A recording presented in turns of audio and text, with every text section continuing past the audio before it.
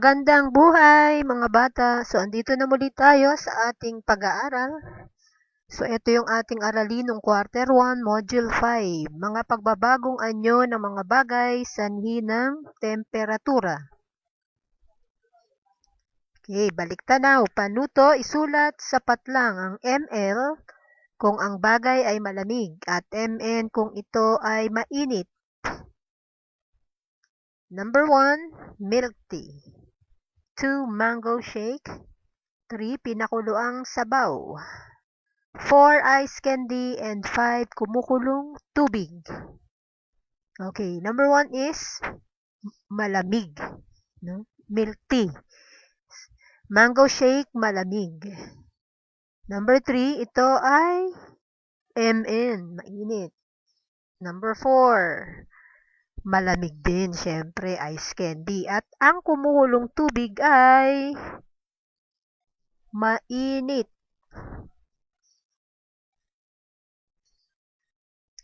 Maikling pagpapakilala ng aralin. Ang temperatura ay maaaring magpabago sa anyo ng isang bagay. May mga liquid na kapag lumamig o inilagay sa mababang temperatura ay nagiging solid. Masdan at obserbahan ang nasa larawan. Ayan. So, yun yung tubig na nasa tray. Tray na may tubig. So, yan ay nasa liquid form. At yan ay refrigerator.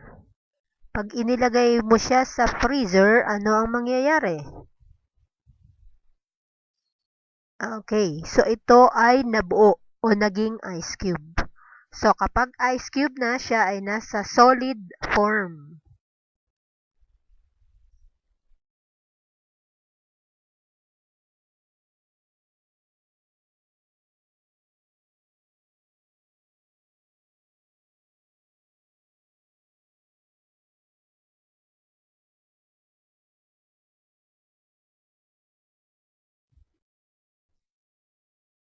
Anong pagbabagong naganap ang isinasaad ng larawan kanina? Ang pagbabagong naganap ay mula liquid na naging solid.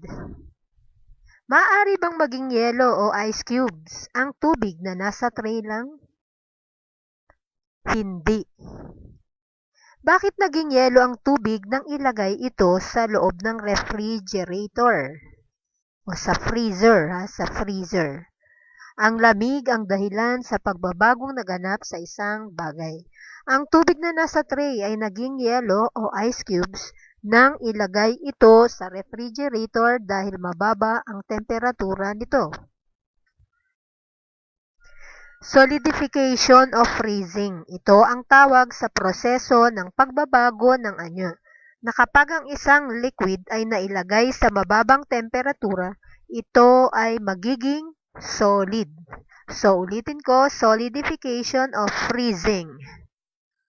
Ayan, yung drop of water. So, siya ay liquid. No? Lusaw o tunaw. Okay? So, ano naman ang mangyayari kapag ito ay na-freeze o nalamigan? Ayun, di ba? So, nabuo siya. Ito ay nagiging solid. Tandaan nyo kapag ito ay na-freeze o inilagay halimbawa sa isang malamig na lugar, kagaya ng freezer, ito ay mabubuo at magiging solid. Tingnan pa ang mga larawan sa ibaba na isa ding halimbawa ng solidification. Okay, so ano yan? Ice candy. Sarap, no? Ice candy. So, siya ay liquid pa. Okay, so subukan natin siyang ilagay sa freezer o kapag na-freezing.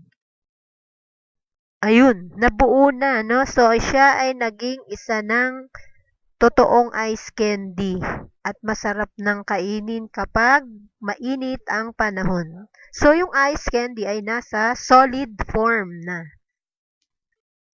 Bago pa ito naging isang ice candy o solid, kailangan muna na ilagay ang liquid or ice candy sa refrigerator upang ito ay tumigas dahil ang temperatura sa loob ng freezer ay mababa. Nagtimpla ka ng orange juice sa pitsil at inilagay mo ito sa inyong freezer.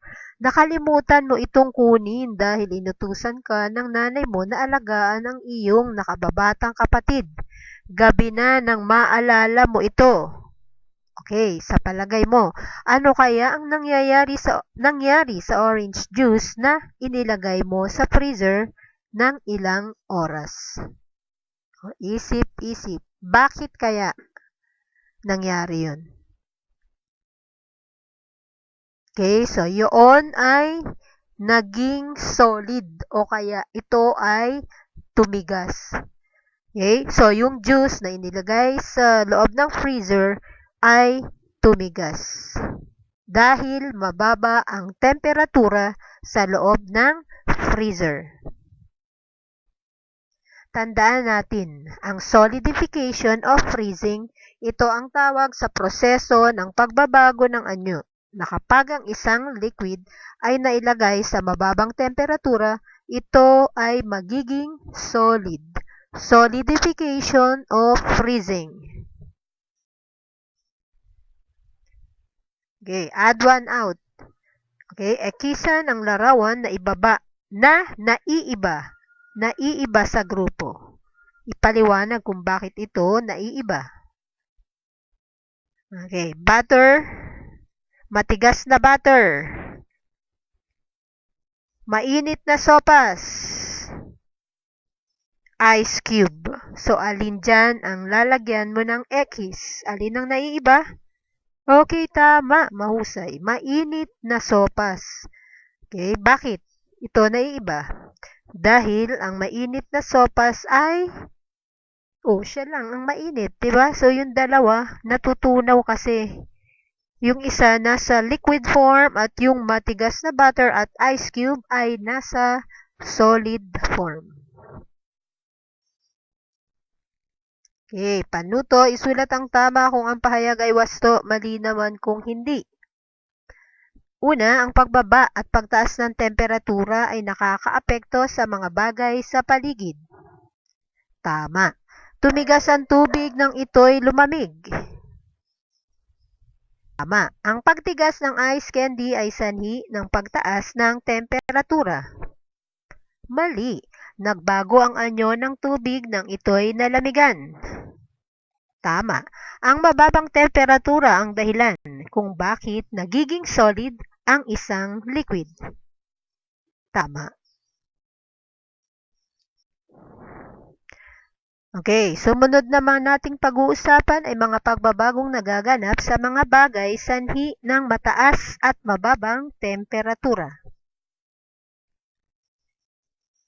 Baliktanaw. Ang gagawin nyo mga bata ay isusulat ang check kung ang pahayag ay wasto. X naman kung hindi. Ang pagbaba at pagtaas ng temperatura ay hindi nakakaapekto sa mga bagay sa paligid. Okay, mali, no? So, hindi nakakaapekto ang nagpamali sa unang pahayag. Kasi, ito ay nakakaapekto talaga. Ang pagbaba at pagtaas ng temperatura. Ikalawa, tumigas ang ice candy nang ito'y nainitan. Ito rin ay mali sapagkat hindi naman tumitigas ang ice candy kapag naiinitan. Okay? Sa halip, ito ay nalulusaw o lumalambot. Ang pagtigas ng butter ay sanhi ng pagbaba ng temperatura.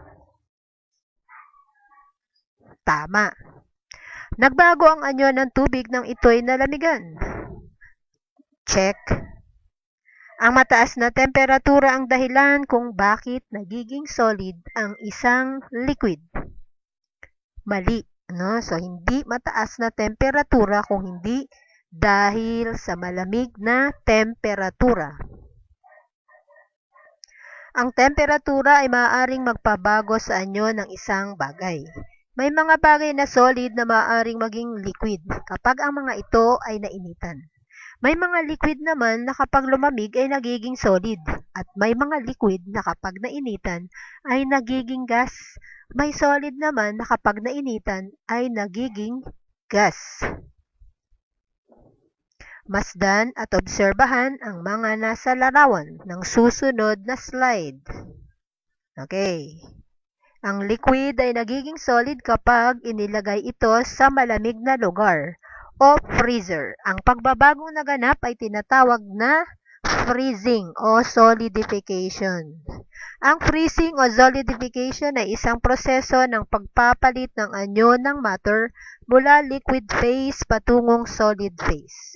Nagiging solid ito dahil binabawasan ang init o temperatura ng paligid nito. Okay, yan. Butter. So, ang butter ay solid.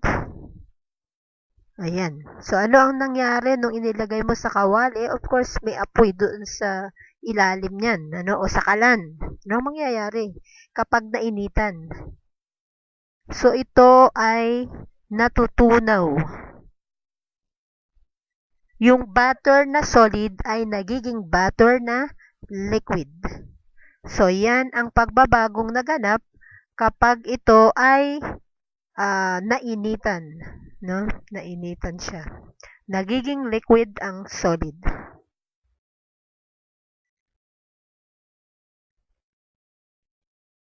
Anong pagbabago ang naganap ang isinasaad ng larawan?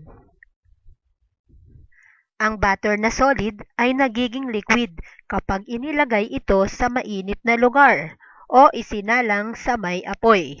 Ang pagbabagong naganap ay tinatawag na melting o melting. Ang melting ay isang proseso ng pagpapalit ng anyo ng matter mula solid phase patungong liquid phase. Nagiging liquid ito dahil binabawasan ng lamig o temperatura ng paligid nito. Tingnan naman ang susunod na mga larawan. Takore. Tubig sa loob ng takore. Okay? Kapag nainitan. Okay? Kapag nainitan, ano ang nakikita nyo? Ayun. May nakikita nyo ba yung kulay puti na lumalabas doon sa pinakabibig ng takore? Yun ay tinatawag nating water vapor. Okay? Yung water vapor ay nasa gas form. Anong pagbabago naman naganap ang isinasaad ng larawan? Anong pagbabago naman ang naganap? Ang tubig sa loob ng takore na liquid ay nagiging water vapor o gas kapag isinalang ito sa may apoy. Ang pagbabagong naganap ay tinatawag na evaporation. Ang evaporation ay isang proseso ng pagpapalit ng anyo ng matter mula liquid phase patungong gas phase. Tandaan na, evaporation. Evaporation mula liquid phase patungong gas phase. Okay, ano naman ito? Air freshener, solid. Kapag nainitan yung air freshener, okay, yun siya ay natutunaw at siya ay nagiging gas. Nagiging gas ang air freshener. Okay? Humahalo sa hangin. Humahalo siya sa hangin. Anong pagbabago naganap ang isinasaad ng larawan? Ang air freshener na solid ay nagiging gas kapag ito ay nasa lugar na may mataas na temperatura o nagtagal sa mainit na lugar. Mapapansin nyo na naging mabango ang amoy ng paligid dahil naging gas ang air freshener na solid. Ang pagbabagong naganap ay tinatawag na sublimation. Okay, ulitin natin.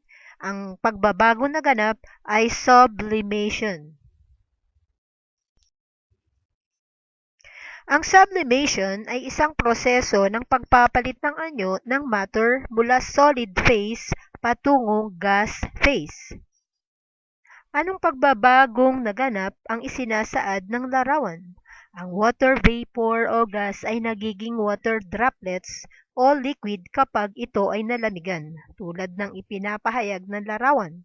Ang pagbabagong naganap ay tinatawag naman na condensation. Ang condensation ay isang proseso ng pagpapalit ng anyo ng matter mula gas phase patungong liquid phase. Okay? So, condensation mula gas phase patungong liquid phase.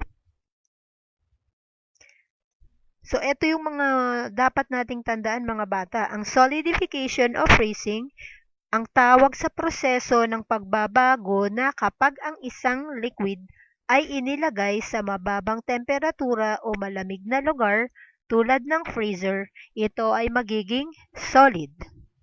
Melting, ito ang tawag sa proseso ng pagbabago ng anyo na kapag ang solid ay nailagay sa mataas na temperatura o mainit na lugar.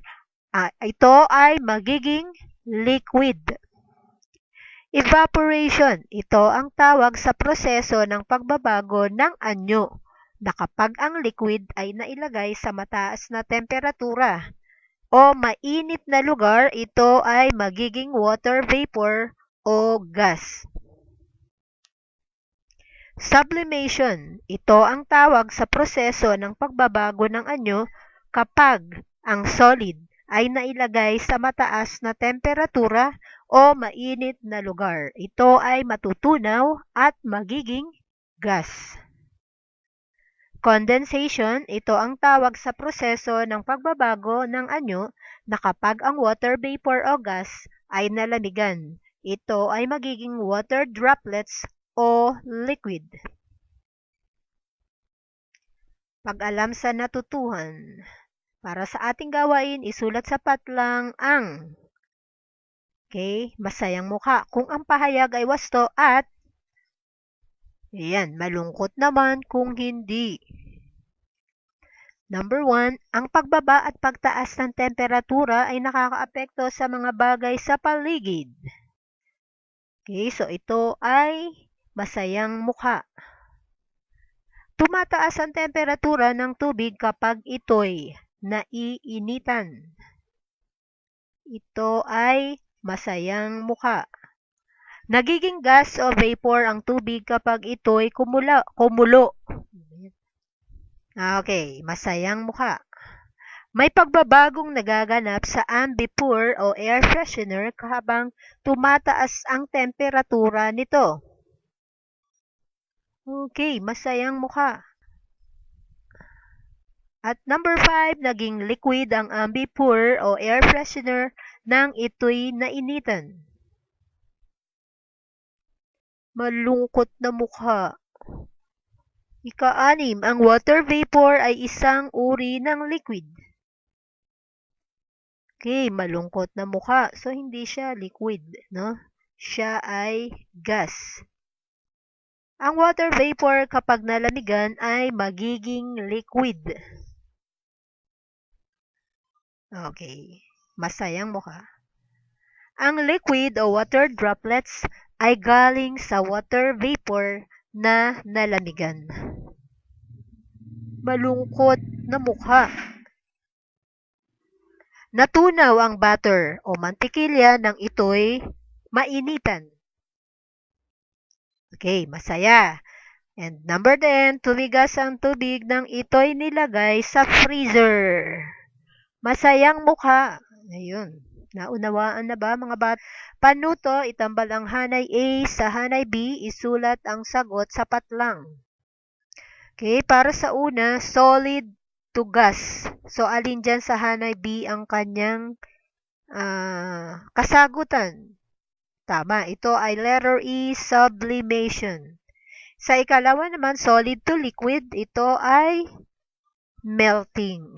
Letter D. And number 3, liquid to solid, ito ay solidification. Liquid to gas, ang tawag dito ay evaporation. Gas to liquid, ito ay condensation. Aralin 3, mga pagbabagong nagaganap sa mga bagay sanhi ng mataas na temperatura. Ang naphthalene ball ay isang solid na chemical na ginagamit sa pamamagitan ng paglagay nito sa loob ng aparador o damitan upang maiwasang mapeste at maging mabango ang mga damit. Ang naphthalene ball ay isang halimbawa ng solid na kapag nainitan ay nagiging gas, kung saan hindi na ito dumadaan sa pagiging liquid. Yan, naphthalene balls yan. Or yung tinatawag nating mothballs. Okay, para sa gawain, ito ang mga kagamitan. Naphthalene balls at meron kang platito. Paano ang paraan ng paggawa? Kumuha ng isang piraso ng naphthalene ball, ilagay ito sa isang kapirasong damit tulad ng nasa larawan. Ibalot ito sa kapirasong damit. Then, durugin ang naphthalene ball sa maliliit na bahagi sa pamamagitan ng bato. Hatiin ang durog na naphthalene ball sa dalawang bahagi. Ilagay ang durog na naphthalene ball sa isang platito at ang kalahati naman ay sa isa pang platito. Nasa anong anyo ang naphthalene ball? Solid, liquid, o gas? Okay, so syempre ang sagot ay solid. Number 6, ilagak ang isang platito sa loob ng silid. Okay? Ang sumunod ang isa naman na platito ay sa labas ng silid na nasisikatan ng araw, tulad ng nasa larawan. Number 8, pagkalipas ng 10 minuto, tingnan at suriin ang naphthalene ball sa una at ikalawang platito. Yan. So, gagawa kayo ng isang talaan sa inyong notebook at doon nyo ilarawan ang inyong obserbasyon. Maliwanag ba, mga bata? Tandaan, ang naphthalene ball ay isang halimbawa ng solid na kapag nainitan ay nagiging gas, kung saan hindi na ito dumadaan sa pagiging liquid. Ang tawag sa prosesong naganap sa naphthalene ball ay sublimation or sublimation. Ang sublimation ay isang proseso ng pagpapalit ng anyo ng matter mula solid phase patungong gas phase.